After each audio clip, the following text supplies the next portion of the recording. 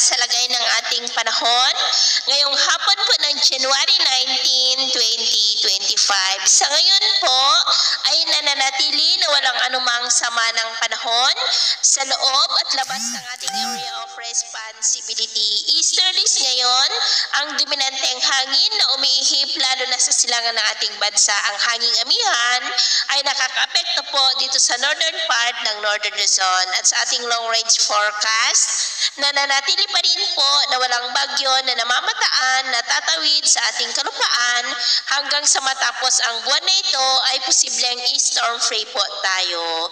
At sa lagay ng ating panahon, ngayong hapon ay maayos ang panahon sa malaking bahagi ng bansa, pero may chance pa rin ng cloudy skies with isolated rain sa may Cagayan Valley, Cordillera, Rizal, Batangas, Camarines Norte, Oriental Mindoro, Samar Provinces, Northern Leyte, Northern Mindanao, Caraga, Davao Region, Sorsogon at Tawi-Tawi. At mamayang gabi, maayos pa rin ang panahon sa malaking bahagi ng bansa pero may chance pa rin ng cloudy skies with isolated rain sa may Cagayan, Apayao, Isabela, Mountain Province, Zamboanga, Northern Mindanao, Sorsogon at ilang bahagi ng Davao, kaya mag-ingat pa rin po tayo.